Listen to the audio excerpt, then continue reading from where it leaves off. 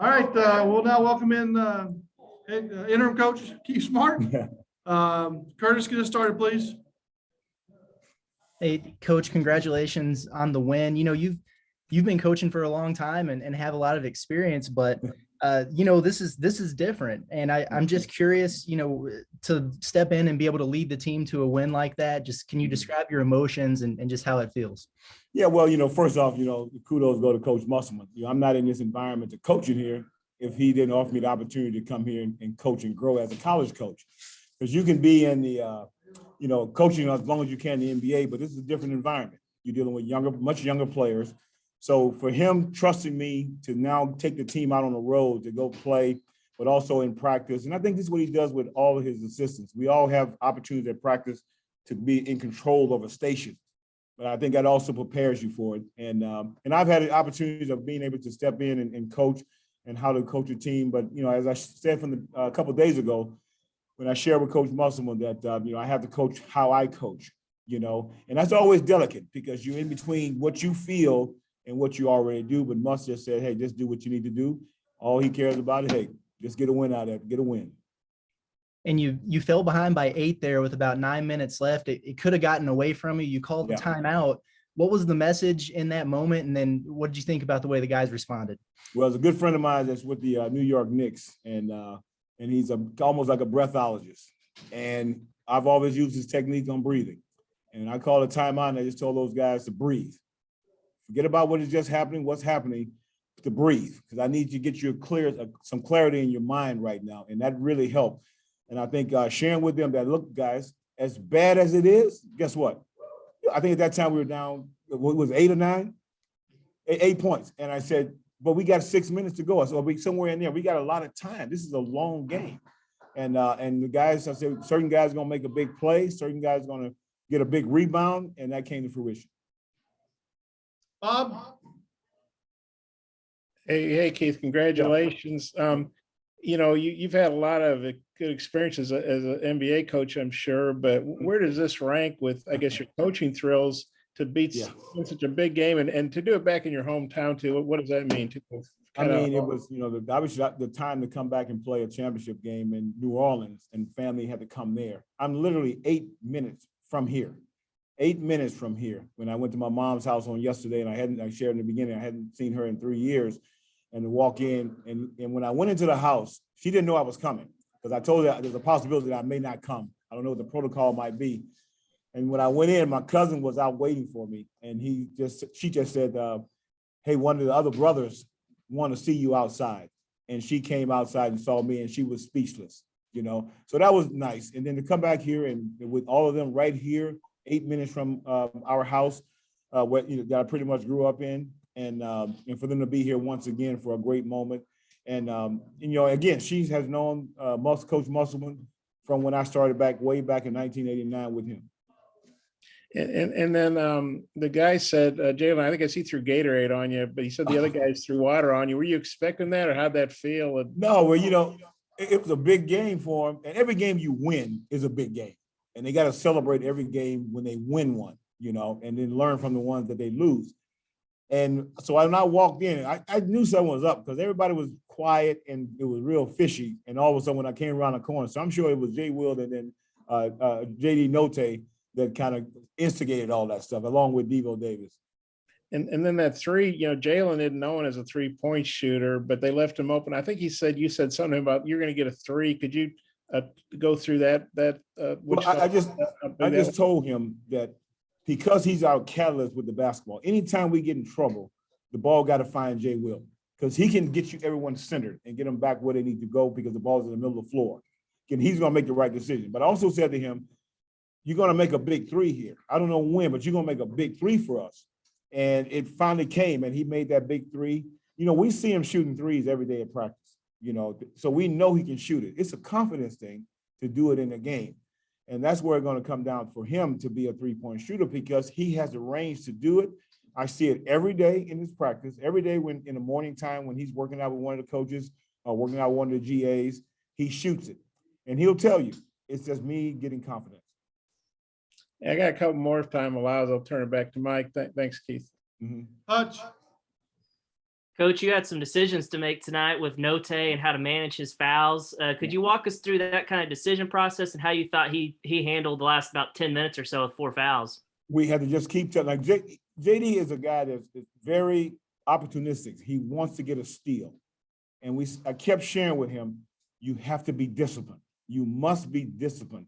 You know, you got 3 fouls now. Then you get 4 fouls. You know, you got to be disciplined and not go for steals. Just trust the defense and trust your teammates that they're going to be in positions to help you if you're beating off the dribble, because you got a lot of good guys that can create off the dribble.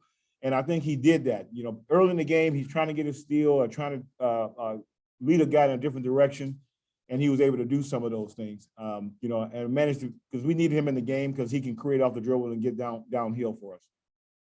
And also, I think y'all had taken the lead there with about 2 minutes left, and Fudge had the really big dunk, and playing on the road, ranked team, that could have been a momentum swing. How did you think y'all responded after that play?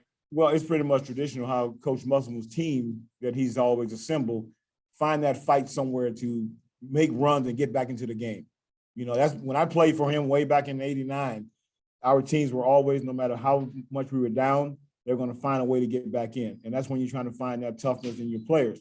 So this group was the same. They had to keep getting stops. That was the most important thing.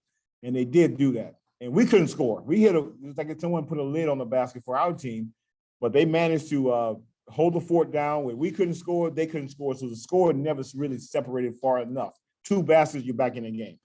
And that's what they did. And we found a way to make some big plays. Stanley, you know, we always on him about rebounding. And we share with him that he has to get a big rebound.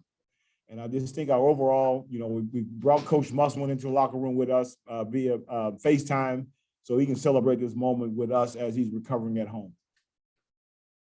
Scotty. Yeah, Coach, you guys were plus 18 in JD's 27 minutes on the floor, which is pretty incredible in a close game. With a big game today on the road against a ranked team, combined with what he's kind of already done in the league before today, is JD kind of showing he's really one of the more valuable guys in this league right now? Oh, yeah, without a question, because JD can play in all 3 areas of the floor. You know, once he developed a habit of disciplined defensive basketball, that's what has to happen for him, where he's not trying to get a steal, get himself in trouble. But from an offensive standpoint, JD has the ability to shoot the 3 ball, to get to the mid area, and also get and finish it at the rim with both right hand and left hand. And that's pretty good for a player. And also we got him playing more point guard now, because now we're just going to keep working him on vision. What do you see when you go certain area? You can't always be thinking it's going to just be JD. You have to also make plays for your teammates. And so it's a developmental habit for him, what we do in our drills every day with Coach Muss and with the group to get him to see things on the floor, and then use the ability tonight, because we knew this was a switching team. Before, invite the switch, back it out, and go when you're ready to go for yourself or for a teammate. And that's what he's done, Scotty. Randy. Keith, congratulations on the victory tonight. LSU, one of the better defensive country. They relied 56, 58 points a game. What was the offensive emphasis tonight for the Razorbacks? Yeah, well, the biggest thing for us was that we had to play in a lot of space. This team, very long athletically, they get to places. The center can switch out on a guard.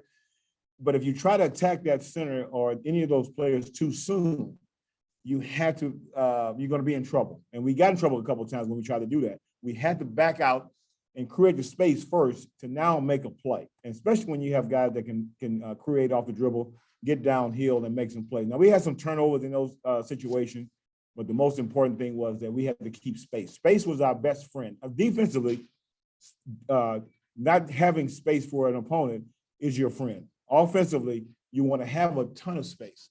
And I think our guys started to get to that a little bit. Was that the added emphasis of taking the ball inside? You had 30 points inside the paint. And that was another game theme on the board. We can settle, and you have to be frank with these guys. We are not a good three-point shooting team. We cannot settle for threes. What we can do is get to the paint, make a play, draw a foul. Now maybe you kick it out and the guy can make a timely three. If not, let's make the free throw line our friend, because now we know you can probably make free throws.